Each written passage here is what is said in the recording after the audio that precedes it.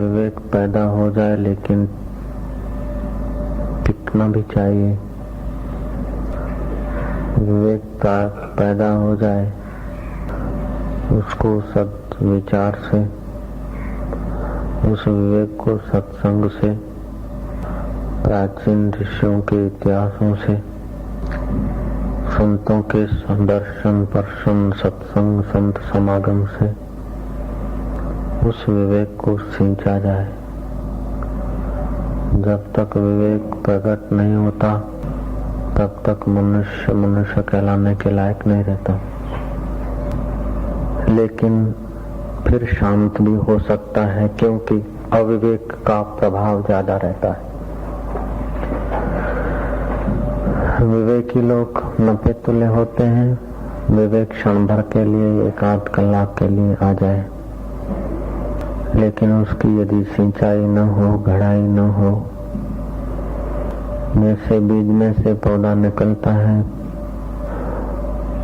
उस पौधे के अंकुर को यदि सिंचा न जाए, उसकी सुरक्षा न की जाए, तो जरा सा अधिक पानी से वो मुरझा जाएगा, जरा सा अधिक ताप से वो जल जाएगा, जरा सा तूफान और आंधी से वो सड़ भी सकता है, गल भी सकता है, टूट भी सकता है, बिखर भी सकता है।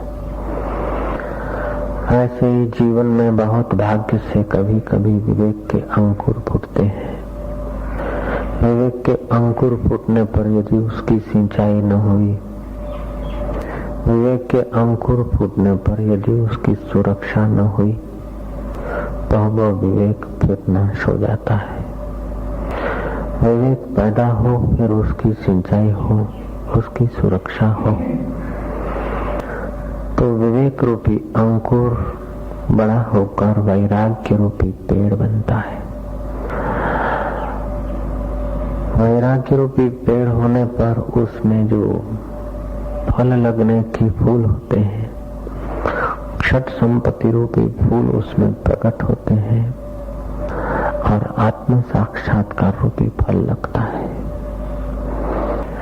विवेक रूपी अंकुर की सुरक्षा करो तो वैराग्य रूपी पौधा बनेगा। वैराग्य की सुरक्षा करो तो उस पौधे में तितिक्षा रूपी फल लगेंगे। तितिक्षा को सुरक्षित करेंगे तो मोक्ष रूपी आम फल लगता है। जैसे आम के पेड़ में केरी लगती है, आम लगता है, उसके पहले उसके मोर बैठते हैं। ऐसे ही मोक्ष प्राप्ति के पहले तितिक्षा, सम, दम, ईश्वर प्रणिधा, ये सद्गुण प्रकट हो जाते हैं। सारे सद्गुणों की नींव, सारे फलों की नींव है विवेक। विवेक तब तक नहीं होता जब तक आदमी शुभ कर्म नहीं करता। कोई जन्म के शुभ कर्म यदि फल देने को तत्पर होंगे तो धन और यश मिलेगा, लेकिन अत्यंतिक सात्विक शुभ कर्म यदि फल देने को तत्पर होंगे तो विवेक पैदा होगा। पुण्य से यश और धन मिलता है, लेकिन महापुण्य से विवेक पैदा होता है। महापुण्य से विवेक पैदा होता है और महापुण्य महापुरुषों के पास ले जाता है।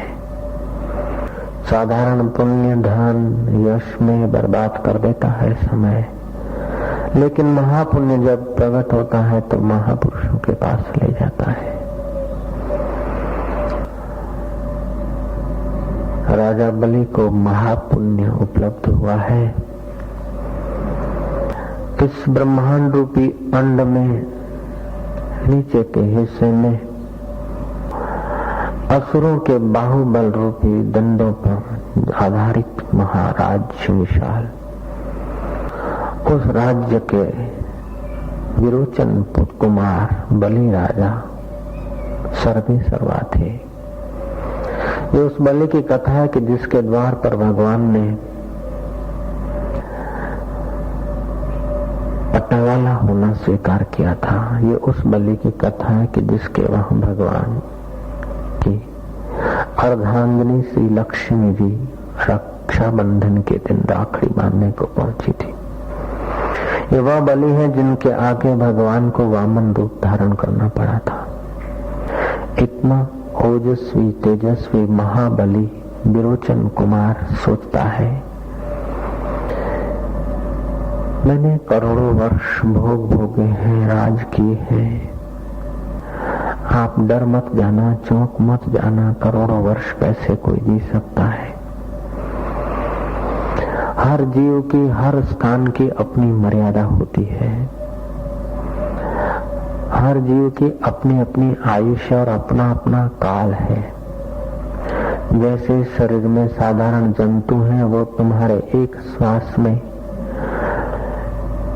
जन्मते भी हैं और तुम्हारे एक श्वास के समय में उनका आयुष्य पूरा भी हो जाता है। तुम्हारे एक दिन में उनका एक युग बीत जाता है। तुम्हारे एक सप्ताह में उनके न जाने क्या क्या बन और क्या क्या बिगड़ जाने वाले कार्य हो जाते हैं। जीव जीव की अपनी देश की, अपने काल की, अपनी आयुष्य की मर्यादा है। काल अथाह है, जैसा जैसा जीव है, जैसी जैसी उसकी कल्पना है, ऐसे ऐसे उसके वर्ष होते हैं, ऐसे ऐसे उसके दिन होते हैं। कीड़ी का वर्ष और दिन कीड़ी जाने, बैक्टीरिया का वर्ष और बैक्टीरिया का जीवन बैक्टीरिया जाने, चूहे की आयुष्य और चूहे की गिनती चूहा जाने। अल्पमति के लोगों का गिनती और मान्यता अल्पमति के लोग जाने। राजाओं की मति राजा लोग जाने, योगियों की मति योगी जाने, भोगी की मति भोगी जाने। जैसी मति गति होती है, ऐसा देश काल वर्षों की गिनती की जाती है। वो महापराक्रमी तेजस्वी विरोचन कुमार राजा बलि एक दिन दीवाल को टेक्का देते हुए बैठा और खिड़की से आकाश की तरफ निहारता है। पृथ्वी तत्व से जल तत्व पवित्र होता है, जल से ज्यादा तेज पवित्र होता है, तेज से वायु तत्व पवित्र होता है, वायु से आकाश तत्व पवित्र होता है। इसलिए योगी जब निहारेगा तो ऊपर की ओर निराकार आकाश का दर्शन करने से माम और तुम की कल्पनाओं की जो दीवालें हैं वो बिखर जाती है, राग और द्वेष हल्का होता है। आकाश की तरफ दृष्टि करके जो लोग ध्यान करते हैं या विचार करते हैं, उनके विचार विशाल विचार होते हैं। विशाल विचार में विवेक पैदा हो जाए, कहना ही क्या। झरोखे से निहारते हुए बलि राजा विचारते हैं कि हाय, मैंने हजारों वर्ष राज्य किया, भोग भोगा, लाखों बार इस पृथ्वी पर जन्मा, करोड़ों रुपये मैंने जोड़े और अरबों अरबों मैंने भोग भोगे, खरबों खरबों रुपये मैंने जोड़े, लेकिन हर जन्म के जोड़ को अजोड़ में छोड़ देना पड़ा, हर मित्र को छोड़कर अलविदा होना पड़ा। बलि विवेक से विचार करते हैं कि आखिर इस जीवन की गति क्या है। ऐसा कोई भोग नहीं कि मैंने नहीं भोगा हो, ऐसा कोई रस नहीं मैंने न लिया हो, ऐसा कोई रूप नहीं जो मैंने न देखा हो, ऐसा कोई शब्द नहीं जो मैंने न सुना हो, ऐसा कोई लेय पेय खाद्य चोष्य पदार्थ नहीं कि मैंने चूसा न हो, पिया न हो, खाया न हो।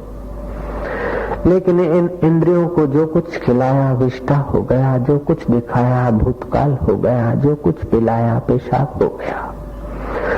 इंद्रियों को खिला पिला कर मेरा जीवन ही खाया पिया गया है, मैं अभागा ऐसे ही मारा जा रहा हूँ। अपने को राजा समझता हूँ, लेकिन इस पृथ्वी पर तो कई राजा आए। पृथ्वी की धूलि की कणिका गिन सकते हैं, लेकिन राजाओं की गिनती नहीं हो सकती। मैं अपना समय ऐसे ही व्यतीत किए जा रहा हूँ। बलि राजा के चित्त में विवेक रूपी अंकुर पैदा होता है और बलि राजा उस अंकुर की ठीक से सिंचाई करते हैं। जैसे केसरी सिंह जंगल में सैर करते, तरापे मारते मारते कहीं कोई साधु पुरुष की कुटिया के नजीक आता है तो वो अपना विशीला स्वभाव छोड़ देता है। ऐसे ही बलि का मन भोग रूपी विशीले स्वभाव को छोड़कर वैराग्य रूपी, विवेक रूपी अमृत का पान कर रहे हैं। वो सौभाग्यशाली नरेश विचार कर रहा है, ऐसा कौन सा रमणीय पदार्थ है जो सदा रहे और भोगने वाला भी सदा भोगता रहे। ऐसा कौन सा दृश्य पदार्थ है जो देखने की रुचि भी बना रहे और देखने वाला भी बना रहे, दिखने का पदार्थ भी बना रहे। ऐसा कौन सा सूंघने का सुगंध है कि वो सुगंध भी बनी रहे, सुगंध लेने वाली नाक भी बनी रहे और सुगंध लेने वाला भी सदा रहे। या तो सुगंध ही नष्ट हो जाती है, या तो रुचि नष्ट हो जाती है, या तो साधन ही नष्ट हो जाता है। देखत नयन चलो जग जाई, का मांगू कछु थिर न रहाई। आंखों के देखते देखते सब भोग पदार्थ बदल रहे हैं। आंखों के देखते देखते सब मित्र शत्रु के रूप में बदल रहे हैं। शत्रु मित्र हो रहे हैं और मित्र शत्रु दोनों ही मरे जा रहे हैं। इसी प्रकार का विवेक ज्ञान बलि को पैदा हुआ है। जिसके जीवन में विवेक नहीं वो मनुष्य नहीं, गर्दभ है। उसको बहुत कुछ बोझा उठाना पड़ता है। धन हो जाना कोई बड़ी बात नहीं, पद मिल जाना कोई बड़ी बात नहीं, मित्र मिल जाना कोई बड़ी बात नहीं, शत्रुओं से विजय पा लेना कोई बड़ी बात नहीं। बड़ी बात तो यह है कि जीवन में प्रखर विवेक आ जाए।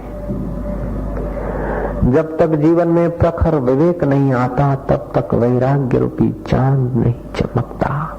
जब तक वैराग्य रूपी चांद नहीं चमकता तब तक जीवन रूपी औषधि अमृत से परिपुष्ट नहीं होती। जब तक जीवन रूपी औषधि अमृत से परिपुष्ट नहीं होती तब तक जीवन नहीं, वो मौत के मुंह में जा रहा है। उन अभागों को ही भोग रुचते हैं, उन अभागों को ही जगत का आह्लाद आकर्षित करता है जिनके जीवन में विवेक रूपी पौधा पैदा नहीं हुआ। जनक के जीवन में भी सिद्धों की कथा सुनने पर विवेक रूपी पौधा प्रकट हुआ था। जनक ने सींचा उस पौधे को, वैराग्य रूपी पुष्प लगे, तितिक्षा रूपी पुष्प लगे और ब्रह्म ज्ञान रूपी फल लगा। उस फल का आस्वादन लेकर जनक अमरत्व को उपलब्ध हुए। इसी प्रकार महाभाग विरोचन कुमार बलि राजा सोचते हैं, मैंने कितने ही भोग भोगे, मैंने कितने ही जन्म लिए, कितनी ही रानियों के हाव भाव से मैं अपने को सुखी करने की कोशिश किया। कितने ही जन्मों में मैं कईयों की पत्नी बना, कितने जन्मों में मैं पशु बना, कितने जन्मों में मैं पक्षी बना था। अभी मैं असुरों का सम्राट हूँ। हजारों लाखों मैंने भोग भोगे हैं, लेकिन भोग खत्म हो गए, मेरी आयुष्य खत्म हो गई,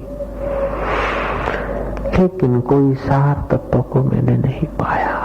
कबीर जी कहते हैं, क्या करिए क्या जोड़िए। विरोचन सोचते मैं क्या क्या किया, क्या क्या जोड़ा, लेकिन अंत में कुछ हाथ नहीं आया।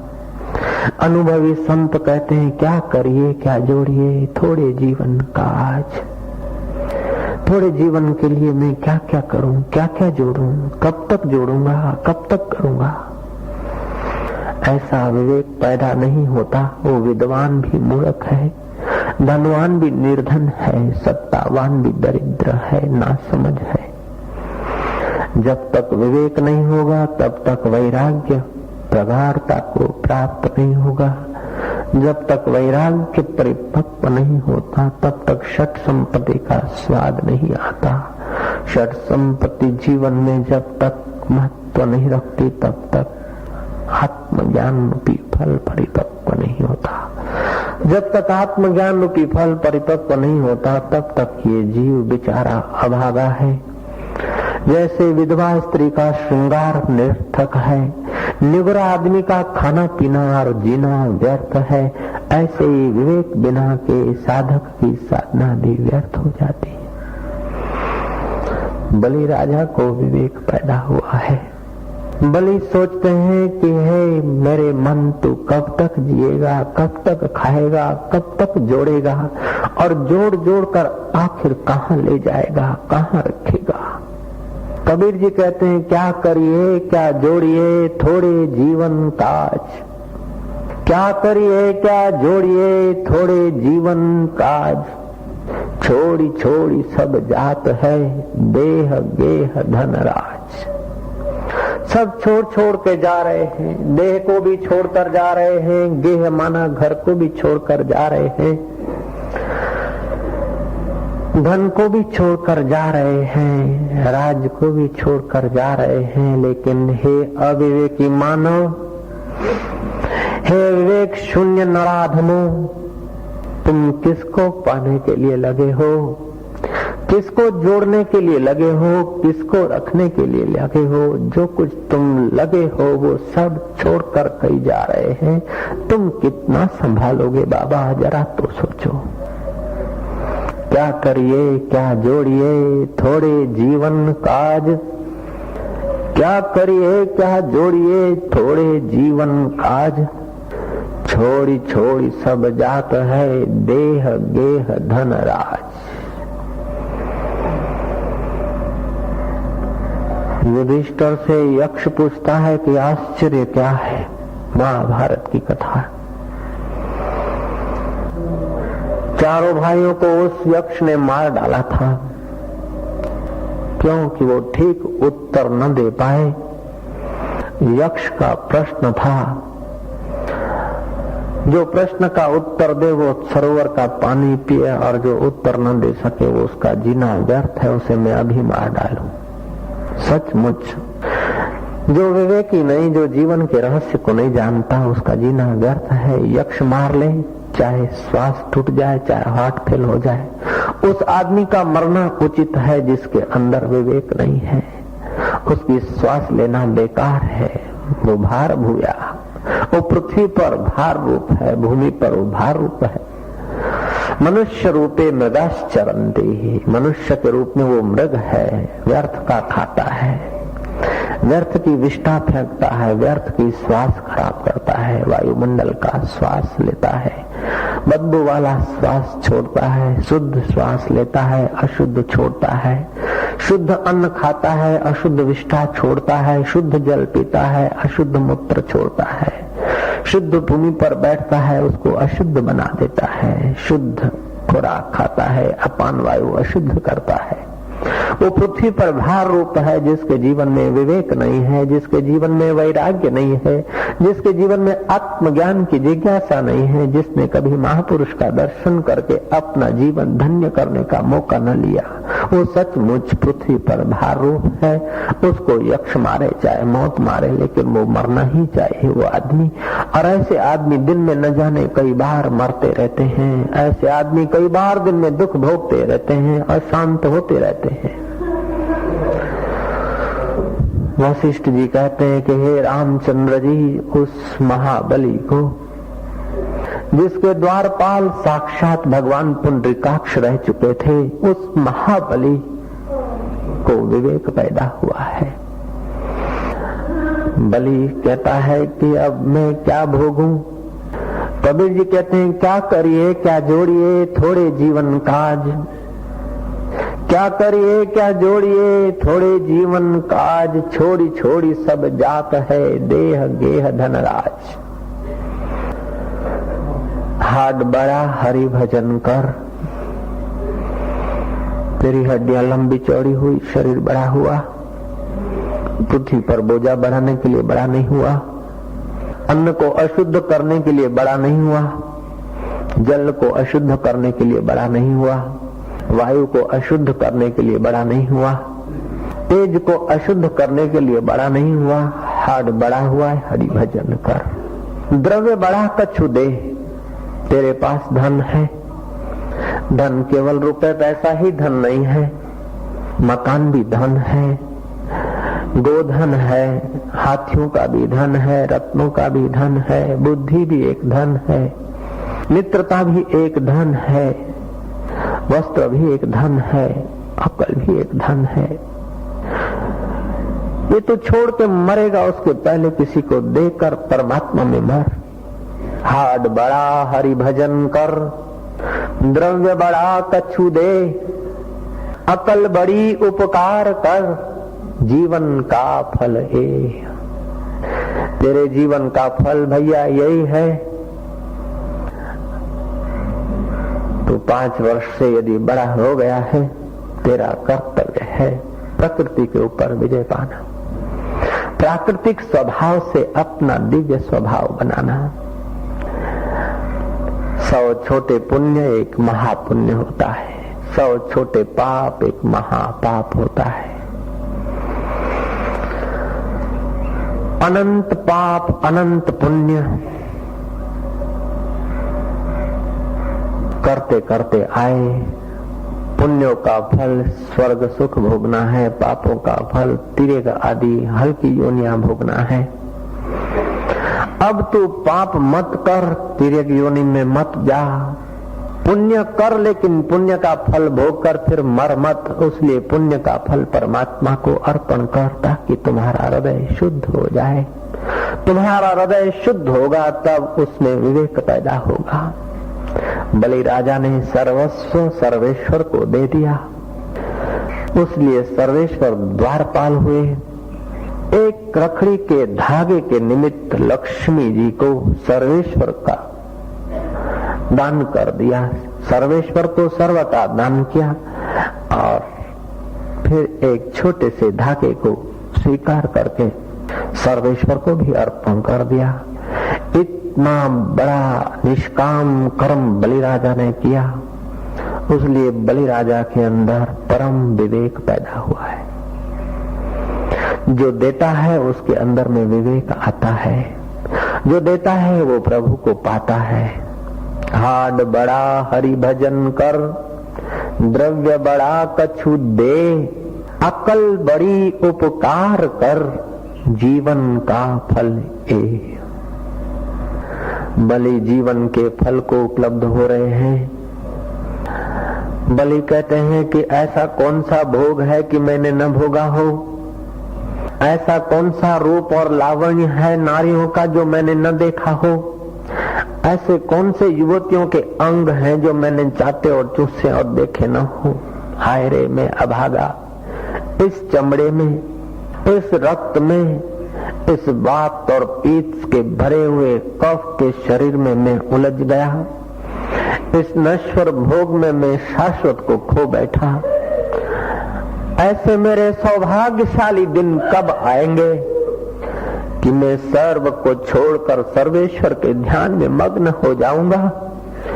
कौन पत्नी अगले जन्म की पत्नी किस काम आई, इस जन्म की पत्नी किस काम आएगी। अगले जन्मों के पति किस काम के, इस जन्म का पति भी कब तक काम देगा। हाय रे मैं अभागा बेमौत मारा गया। मैं अविवेक पूर्ण अपने को भोगों में उलझा रहा था और अपने को सम्राट मान रहा था। मैं सम्राट तो नहीं, मैं राजा तो नहीं बना, लेकिन मैं तो विषयों का भिखारी हो गया। मैं तो भोगों का भिखारी हो गया। कभी कुछ खाने के लिए दौड़ा, कभी कुछ देखने के लिए दौड़ा, कभी कुछ सुनने को दौड़ा, कभी कुछ सुनाने को दौड़ा, कभी कुछ पाने को दौड़ा, कभी कुछ खोने को दौड़ा। ये सारा जीवन, अनंत जीवन, हजारों जीवन, लाखों जीवन, करोड़ों जीवन मैंने खो दिए।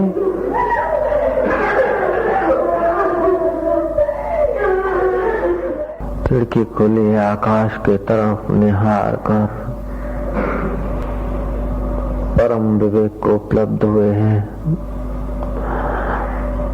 अपने मन को समझा रहे हैं बलि राजा के ऐसा कौन सा पद है जिसको पाने से आदमी कृत्य कृत्य हो जाता है। ऐसा कौन सा परम भोग है जिसको भोगने से फिर जन्म मरण के भोग समाप्त हो जाते हैं। सोचा कि मैं निगुरा भोग भोगने में लगा हूँ, मैं मनमुख संसार को सुव्यवस्थित करने में लगा हूँ,